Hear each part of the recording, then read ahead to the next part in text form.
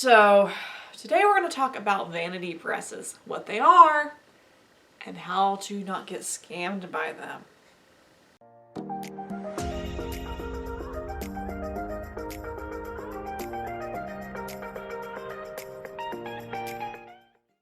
So today we're going to talk about the next type of publishing, which is vanity press publishing.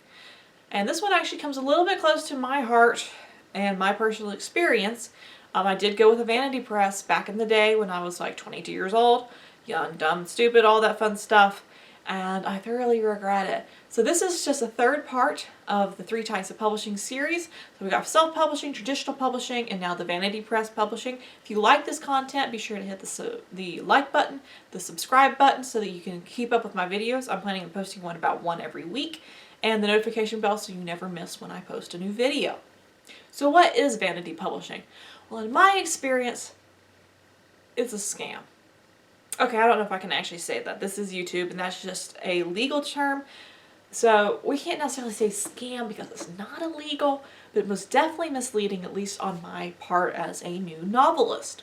And a lot of new authors fall for this, especially some young, naive ones. Yeah, so keep an eye out for these and don't fall into that trap. So I'm going to tell you my story about vanity publishing and my experience. So when I was out in high school, I wrote this novel, and these characters were so vivid to me, and it's like they lived in my head. They were closer to me than some of my actual living friends, which says something to me about my high school state, but we're not going to get into that right now. But regardless, I thought, oh, you could easily, since they're so real, you could just easily transcribe that into a story and make other people care about these people too.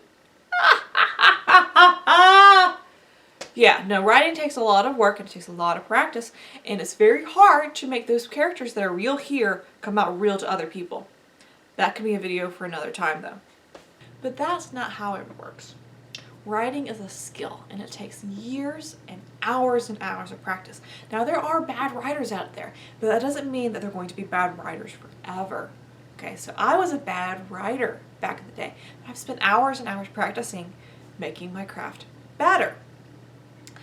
The problem was, because I had it in my head that either writing was something you had or you didn't, I didn't think about the fact that I needed to work on it to improve.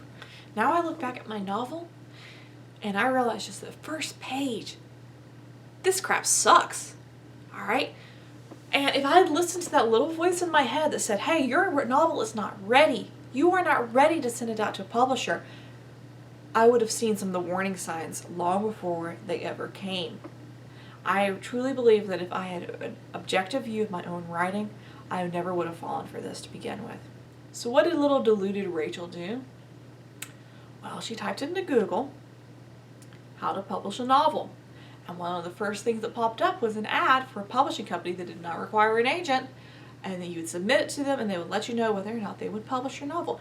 And I almost guarantee you that if you go to Google and you type in that same thing, one of the first things that's going to pop up is the site that offers to do that. And I don't think I can say their name out here on YouTube, but all I can say is that I bet you there's still publishing pages out there today. So I submitted my manuscript to this group, and I'm just going to take a minute to tell you about how bad this stupid thing was. I'm not going to read from it today, but I'm thinking about pulling it back off my shelf and reading it so that you can see what not to do with your writing.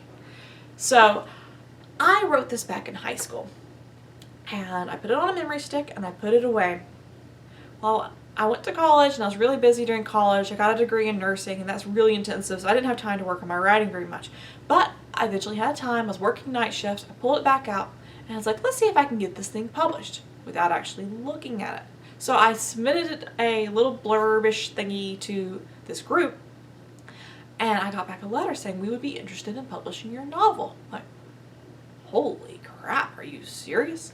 So they're like, you're one of the few selected people, yada yada yada, send us your manuscript. So I didn't send it in just yet. I said, maybe I should read this thing. So I got it up, and the whole time I read that, I was like, holy crap, this thing sucks. But meanwhile, I kept getting these emails from this group saying, hey, send it in, hey, send it in, hey, send it in. If your publishing group is begging you to send in your manuscript and like hounding you, that is a red flag.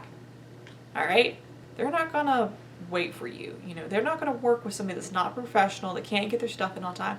There are a lot of people out there that want to get their works published, and they have the right to choose who they want.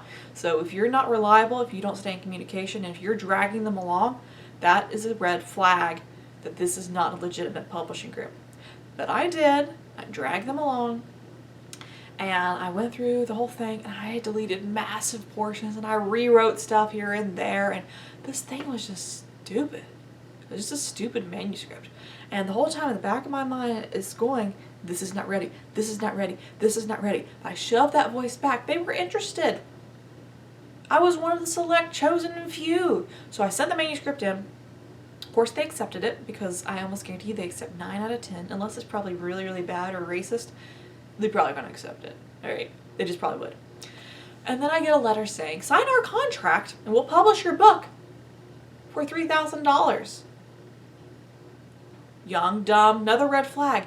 The money should be going to you, the author, as somebody buys your book.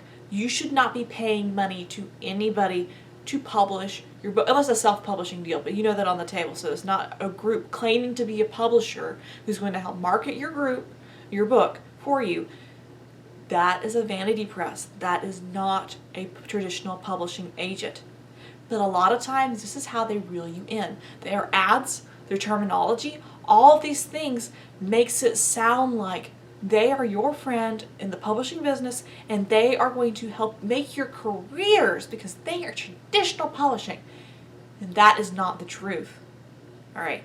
So the money needs to be going to you, the author, not to them. So do not sign with these people. So what are some of the things that this publishing house actually did for me? Well, I paid extra, because I'm a moron, to participate in their little added edition of marketing. So what did this entail? Well, they helped me set up a Facebook page and a Twitter. Oh, how thank you! Because I'm not a millennial who can do that in my freaking sleep. So I have this random Twitter account now with a pen name that I killed and threw in the trash.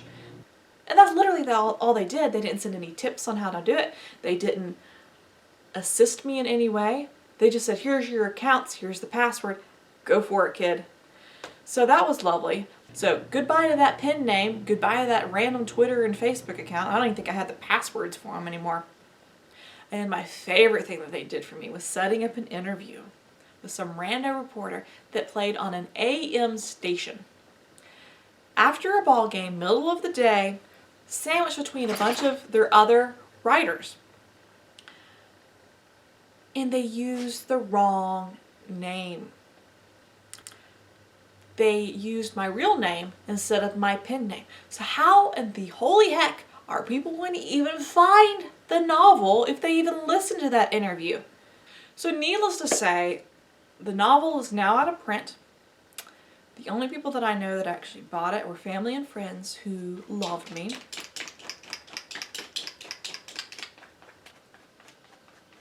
River, you feel better? Come here. So needless to say, the only people that I know who actually purchased the books were friends and family that love me. Not my writing, they just love me. So it's out of print.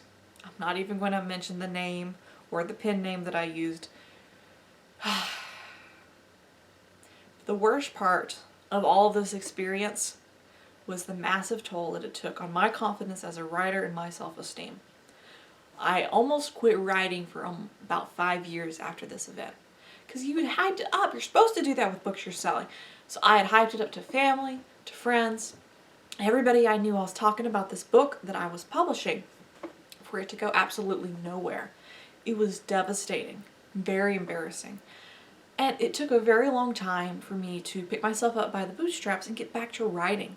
Now during that time, thankfully, I was in a very committed relationship with my husband, who's now been married to me 4 or 5 years. Yes, this all went down while I was engaged. That was lovely, planning a wedding and dealing with this crap. Yeah, that was fun.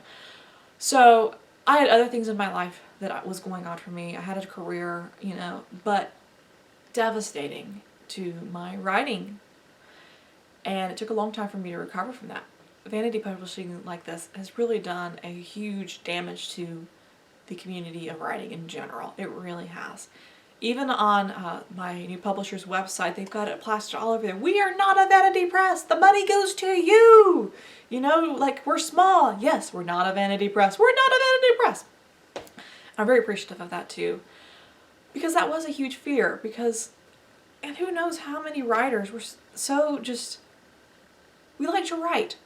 Our biggest thing is not going and researching everything we can about marketing and publishing, because that's somewhat of a minor thing in the back of our heads as writers. This jargon, this contractual stuff, but it still is important for us to know. But I think that these companies, these vanity presses, they prey on new authors. Now, this is not to say that everyone who goes with a vanity press has some way been scammed, okay? Because they do serve their purpose in the publishing realm. Say you've got an essential oils business and you're selling all of these little essential oils, and your clientele wants to know how to use these oils. It might behoove you to create a book just describing the different types of oils, how they're used, what you can yada yada yada, to sell as a supplemental material for your business. So that's a vanity press that would serve the goal that you're trying to seek. Okay, so you can do that self-publishing, or you might use a vanity press. I would recommend the self-publishing. So it's not to say that there aren't utilization for vanity presses, but if you're looking to publish your novel, it's not the route you want to go.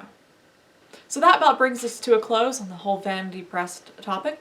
If you have any questions or comments, be sure to comment below. If you like this content, be sure to hit that like button, hit the subscribe button and the notification bell. I'm planning on releasing a video once a week.